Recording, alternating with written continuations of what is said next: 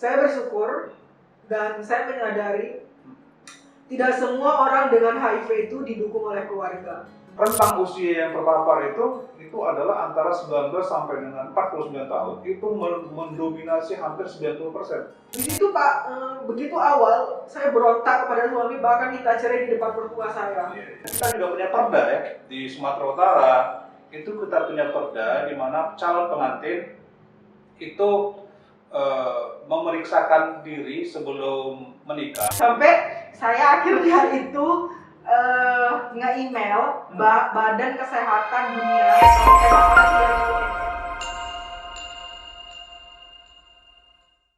Assalamualaikum warahmatullahi wabarakatuh. Selamat siang, salam sejahtera bagi kita semua. Ketemu lagi di Cakap-Cakap Yuk.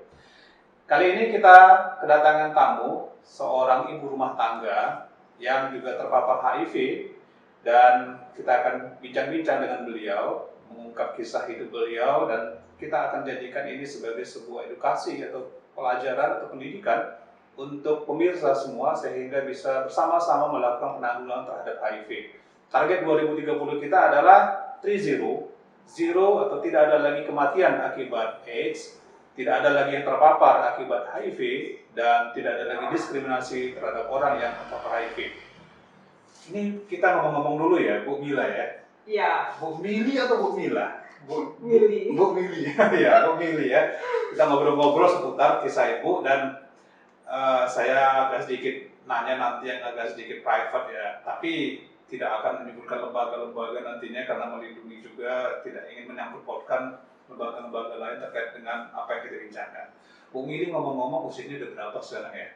31 tahun, Pak. 31 tahun, oh beda tipis aja kita nih. Oh, iya, beda tipis, saya 46. 47, tipis ya? Tipisnya segini ya. Baik ya. Jadi, Bu Mili ini, udah berapa lama terpapar HIV sejak hari ini kira-kira? 2016 akhir tahun, berarti hampir berapa ya? 2016 akhir tahun berarti udah 6 tahun ya kira-kira ya? 6 tahun. Nah, kan sudah suaminya gimana?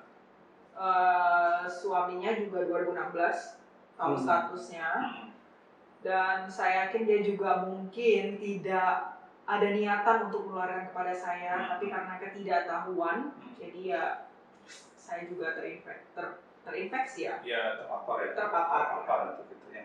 Bu Mili, ngomong-ngomong ini menikah dengan suami kapan? Ngomong-ngomong dulu, ketemu sama suami itu gimana ceritanya ya? Oh, sebenarnya teman SMA, tapi begitu tamat SMA dia tetap di Medan, lalu saya pindah ke... Ini satu sekolah ceritanya? Iya, SMA. Oh, kisahnya nih kisah apa ya? Apa kalau SMA itu tadi istilahnya tuh? Kisah kasih di sekolah. Kisah kasih di sekolah ya. Ya, biru apa itu merah muda SMA ya? Merah muda atau apa ya? SMA itu istilahnya ya. Oke, lanjut. Terus tamat sekolah, kebetulan saya melanjutkan kuliahnya di Kota Pelajar, di Yogyakarta.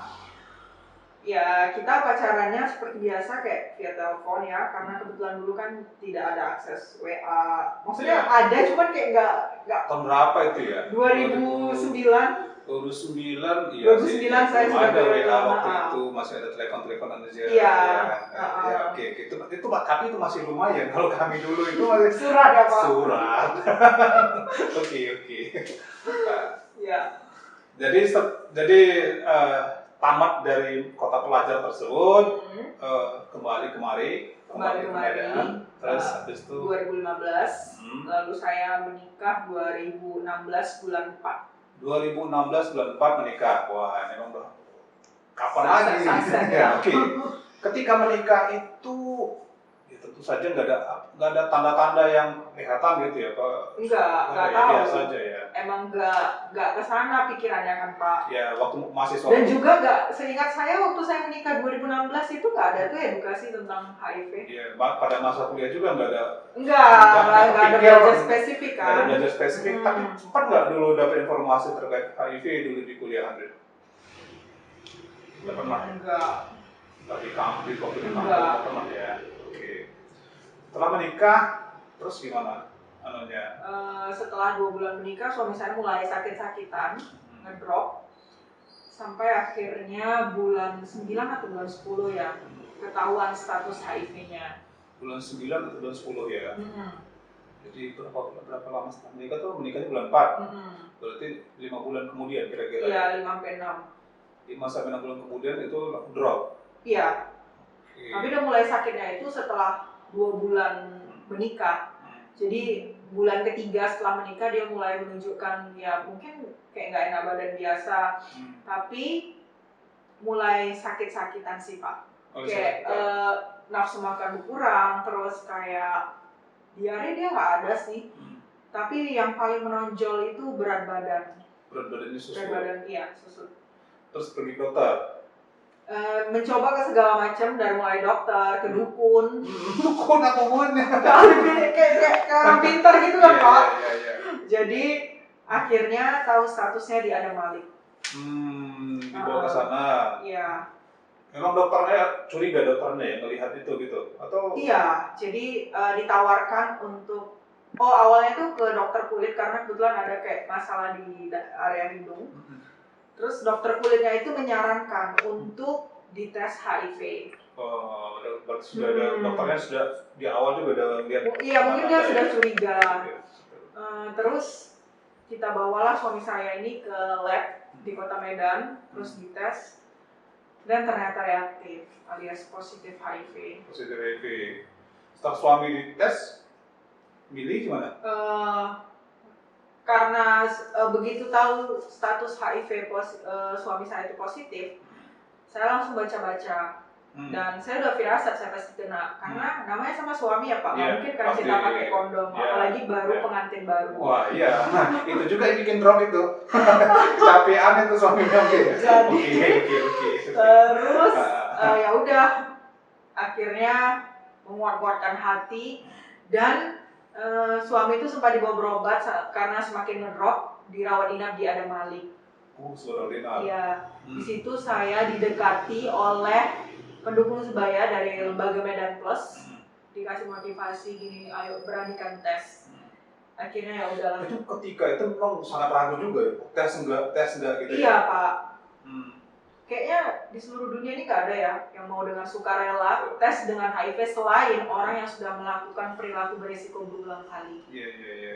Jadi macam berani nggak berani atau gimana? Iya, gitu. tapi akhirnya karena dikuatkan oleh teman-teman pendukung sebaya dari Medan Plus. Dan ketika itu tesnya di mana? Di Adam Malik. Di Adam Malik. Dan reaktif. Artinya positif, terpapar HIV. Pasti seperti dunia hancur gitu ya. Iya. Dunia hancur ya. Marahnya tak ke siapa gitu ya, mau menyalahkan siapa gitu ya. Sampai suami mungkin kalau mau dicakar-cakar itu lebih sakit ya kan. Iya.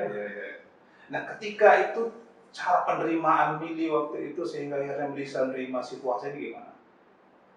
Kan nggak mudah ya, itu perlu waktu kan. Mungkin sama suami marah, sama tapi kan perlu waktu itu gimana? Cara menerima situasi ini gimana? Ya, oke. Asal ini pasti sedih ya, ini masa lalu ya. Gimana? Saya bersyukur dan saya menyadari tidak semua orang dengan HIV itu didukung oleh keluarga. Jadi alhamdulillah Allah itu kasih saya orang tua yang luar biasa suportif. Dan mereka tahu gitu loh Pak, saya itu tidak melakukan seks sebelum menikah. Gitu, karena sebandel-bandelnya saya paling saya hanya naik gunung tanpa izin. Jogja. Oke. Bromo mana tuh? Bromo mana ya? Seputar. Oke. Lalu orang tua saya bilang Allah itu pasti tidak salah alamat kasih ujian. Itu saja terus saya ulang-ulangi ayat di Quran surat Al-Baqarah.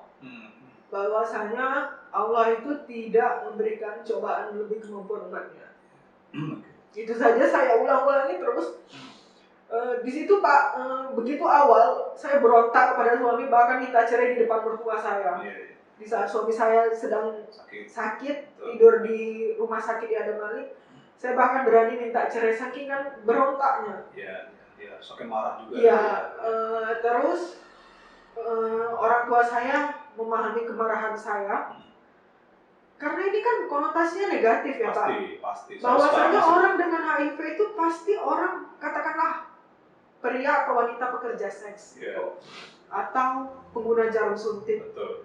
Dan suami saya juga bukan pengguna narkoba. Iya. Dan saya juga bukan wanita pekerja seks. Iya. Jadi di situ memang butuh waktu yang lumayan lama, sekitar 1-2 tahun saya benar-benar menerima. Dan yang berperan itu adalah dua. Yang pertama ayah ibu saya. Kemudian ketika kita kembali ke agama yang kita anut, seberat apapun mungkin bisa diatasi. Jadi gimana ceritanya bisa sampai anaknya itu negatif gitu ya?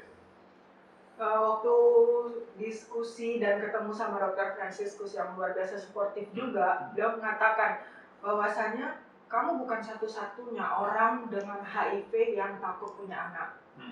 Tapi kita hidup di mana zaman bahwasanya obat itu sudah bisa diakses dengan mudah, sudah digratiskan oleh pemerintah. Ketika ada namanya tes viral load, jadi itu untuk mengetahui seberapa banyak sih jumlah virus dalam tubuh kamu itu sudah tidak terdeteksi, maka kemungkinan kamu menularkan kepada anak sangat-sangat kecil. Dan walaupun bisa melahirkan secara normal dan bisa disusui, tapi kalau mau lebih benar-benar aman, kata Dr. Franciscus, itu melahirkannya di sesar dan tidak usah disusui. Betul. Gitu. Jadi, saya sudah terapi ARV Pak pada saat itu. Setelah tahu positif langsung terapi ARV dua-duanya ya? Iya, saya memang butuh waktu 2 minggu aja mikirnya, karena saya nggak mau saya ngedrop kan. Betul. Jadi suami ketika itu sama suami berarti konsultasinya tuh ya? Iya. Dan suami menerima, terus akhirnya positif. Itu nggak terlalu repot ya ini ya. Sebenarnya hamilnya itu juga istilahnya tidak ada kendala-kendala yang berarti gitu. Enggak ya. Jadi sebelumnya itu ketika berhubungan itu kan berhubungan juga ya sebelumnya itu. Jadi gimana itu artinya waktu itu? Suami saya nggak pernah mau pakai kondom, mungkin karena mikirnya udahlah ngapain juga, tidak, kita kan sama-sama positif. Oke. Nah ketika hamil, pada masa hamil kan positif, ini hamil, apakah ada tanda-tanda atau apa gitu, misalkan badan gak enak gitu? Biasa aja. Di pemirsa sekalian dari yang ibu yang positif ketika hamil juga ternyata biasa aja ya, seperti ini ya, seperti ibu yang umumnya ya. Iya. Tapi memang disupport dengan nutrisi yang baik ya, biar supaya menjaga daya tahan tubuh. Mungkin bawaan kali ya Pak, karena minum ARV-nya gimana pada masa hamil? Ya tetap minum Pak. Tetap minum seperti biasa kan? Berarti tidak ada masalah. Dengan bayinya gimana ketika lahir? Nah, saya itu kan sempat takut ya Pak. Apalagi saya banyak baca informasi-informasi nggak jelas. Sampai saya akhirnya itu nge-email Badan Kesehatan Dunia, kalau saya nggak salah itu dari UNAIDS, pakai bahasa Inggris. Saya tanya kondisi saya sudah terapi ARV, ada sejak ini, kemudian saya hamil, bermasalah nggak ya anak saya itu dengan ARV yang saya konsumsi gitu? Apakah mungkin dia, ini ketakutan ibu baru ya, betul. Apakah mungkin dia tumbuh menjadi anak yang nauzubillah cacat hanya gara-gara obat yang saya konsumsi? Akhirnya mereka mengatakan semua aman, bahkan mereka menyelamatin saya. Congratulations for becoming pregnant. Iya. Itu akhirnya sesar. Iya Pak. Sesar, dan memang untuk menjaga bayinya agar tidak tertular itu tidak disusui. Iya. Pakai ibu susu, misalkan ibu susu. Enggak ya, misalkan pakai sufor aja ya. Iya. Oke. Pada seperti itu tahun 2017. Setelah itu menjaga agar supaya si bayi itu tidak terpapar, itu terinfeksi gimana kira-kira waktu itu? Waktu dia lahir, dia langsung dikasih propilaksis. Jadi kayak seperti obat pencegahan kali ya, anak-anak bayi-bayi yang dilahirkan dari ibu yang positif HIV, supaya mungkin ada kemungkinan dia bisa tertular, itu dikasih propilaksis sebagai terapi pencegahan selama 6 minggu. Si anak itu setelah itu diberi dan seterusnya itu kan tinggal sama ya, satu rumah gitu ya. Iya. Yang ngasih makan juga milih. Iya. Yang ngasih makan kadang-kadang ya mungkin seperti di tempat yang lain itu, atau langsung diasuh sendiri. Maksudnya ngasih makan obatnya? Udah, untuk ngasih makan anaknya gitu. Oh ya, saya sendiri kan. Berarti tular pemirsa saya bahwa nggak ada masalah ya, orang yang terinfeksi HIV positif bergaul dengan orang yang negatif itu biasa aja ya. Ini Mili ini anaknya negatif, dan Mili yang positif itu yang memberikan makan kepada si anaknya. Sampai sekarang si anak sehat-sehat aja. Iya. Alhamdulillah. Nah, itu kisah sampai akhirnya waktu berjalan, suami kan baru meninggal ya beberapa bulan yang lalu ya. Iya. Itu kan beliau itu sudah sempat paham situasinya, terus drop lagi tuh gimana ceritanya, gimana gambarnya itu, sampai akhirnya meninggal gitu lagi kan sudah memahami situasi dia dan ini itu gimana ceritanya tuh?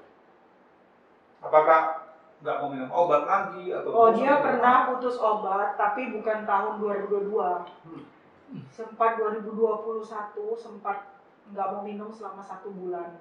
Hanya 1 bulan nggak mau minum obat ya? Iya. Memang nggak mau, malas? Iya, dan Pak, bulan 5 di Adam Malik itu ada cek viral load gratis.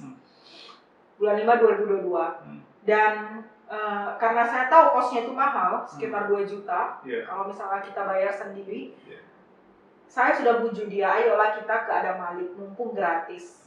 Bahkan biaya pendaftaran pun tak bayar. Tapi saya nggak tahu dia kenapa nggak mau. Akhirnya saya sendiri Pak naik Gojek ke Adam Malik. Dan alhamdulillah saya sudah tidak terdeteksi juga, undetectable. Artinya kemungkinan saya menularkan kepada orang lain itu sangat-sangat kecil. Tapi suami itu nggak mau. Bulan 5 dia nggak mau, sampai akhirnya programnya habis kan. Sayang sekali ya. Ya, padahal dia sempat Pak, itu tahun berapa saya lupa, 2018 kalau saya nggak salah. Dia dites, dia sudah sempat tidak terdeteksi. Iya, dia juga sempat sudah tidak terdeteksi. Di situ pun dia juga senang sih. Jadi walaupun nanti ada yang sudah positif dan ketika tes itu tidak terdeteksi, bukan berarti sudah selesai. Iya, bukan berarti nggak boleh berhenti minum obat. Malah akhirnya ketika berhenti itu terjadi imunitas dari virusnya itu kan. Jadi dia. Nah, sakitnya apa ya terakhir kira-kira sebenarnya? Nggak ada Pak, cuman kayak gangguan asam lambung, kayak mual-mual. Mual-mual ya. Gangguan asam lambung, mual-mual. Karena di tes COVID pun dia negatif. COVID negatif. Ya, memang semuanya akhirnya kembali ke Tuhan ya Allah. Tapi bagi pemirsa semuanya itulah ya pelajaran bahwa yang namanya minum obat, cek kondisinya itu adalah sesuatu yang wajib ya kepada para terpapar HIV ini ya, agar supaya mengantisipasi. Nah, ketika meninggal itu ada nggak istilahnya, ini kan keluarga udah tahu ya dua-duanya positif itu, dalam proses pemakamannya apa ada masalah? Enggak ada masalah ya, lancar semua ya. Sudah paham. Ya, jadi ada banyak pelajaran sebenarnya yang bisa kita ambil dalam kisah yang sudah dipaparkan oleh Mili ini kepada kita semua ya, bahwa yang pertama itu kita juga punya perda ya di Sumatera Utara. Itu kita punya perda di mana calon pengantin itu memeriksakan diri sebelum menikah. Tujuannya apa? Tujuannya untuk mendeteksi apakah ada tidak yang terpapar HIV nih sebelum menikah, agar supaya tidak ada yang saling memaparkan. Sebab ya di Sumatera Utara ini data per Desember 2021 kalau akumulasi sejak tahun 97 sampai sekarang itu totalnya sudah hampir 18.000 yang terpapar. Nah, sudah banyak ya. Infeksi baru Pak? Infeksi baru itu per tahunnya hampir 1.000 orang. Ini kan per tahunnya hampir 1.000. Tapi ada masa-masa memang itu kalau nggak salah tahun 2013 ya masalah itu. 2013 itu puncak pemaparan. Sangat banyak sekali terpapar di 2013 dan seterusnya sampai sekarang. Ya. Sayangnya data tersebut menunjukkan bahwa ibu rumah tangga itu banyak yang lebih banyak terpapar dibanding dengan pekerja seks sendiri. Jadi ibu rumah tangga itu lebih banyak terpapar. Kemudian rentang usia yang terpapar itu adalah antara 19 sampai dengan 49 tahun, itu mendominasi hampir 90%. Dan laki-laki 17%. Nah sekarang kita punya perda bahwa calon pengantin itu perlu dites sebelum menikah. Tujuannya apa? Mengantisipasi agar supaya jangan ada yang terpapar seperti Mili. Ya kan? bisa berdamai dengan keadaan ya. Berdamai dengan keadaan. Dan tidak semua orang seberuntung tidak saya. Tidak benar. Apalagi orang tuanya itu supportif betul ya, memahami situasi ini dan akhirnya bisa mendamaikan keadaan ya. Bukan malah memperuncing kan begitu kan, mendamaikan keadaan. Padahal konfliknya luar biasa begitu tadi kan. Nah ini sangat berarti bagi kita semua ya. Dan satu lagi, bukan berarti orang yang terpapar HIV itu kemudian dia tidak bisa memiliki keturunan dengan yang negatif seperti kisah Mili ini kan. Sehingga orang yang terpapar HIV itu bukan berarti mau nikah akhirnya nggak jadi, nggak gitu juga. Tapi memang harus ada protokol kesehatan yang diikutin ya. Oke, Mili, terakhir mungkin ada saran nggak untuk anak-anak muda sekarang ini dari kisah Mili? Kira-kira apa sarannya kira-kira? Jangan pernah menganggap tes HIV itu serem. Karena kayak saya tadi ya Pak, saya baru tugas dari layanan, ada ibu-ibu yang dia tahu status suaminya itu sudah lama, dan dia enggan untuk tes, tidak mau untuk tes, karena dia tidak siap mental. Jadi teman-teman, aku saranin, apalagi jangankan yang sudah pernah melakukan perilaku beresiko, misal hubungan seks yang beresiko atau yang menggunakan jarum narkoba suntik. Teman-teman yang akan melakukan pernikahan pun sebaiknya tahu status HIV sejak dini. Kenapa? Karena semakin tahu kita status HIV, semakin dini kita tahu status HIV kita, maka kita tuh akan semakin lebih cepat untuk sehat dan produktif. Karena terima kasih Pak untuk ARV-nya. Karena waktu saya melahirkan, waktu sesar dia ada Malik, bahkan perawat-perawat itu heran.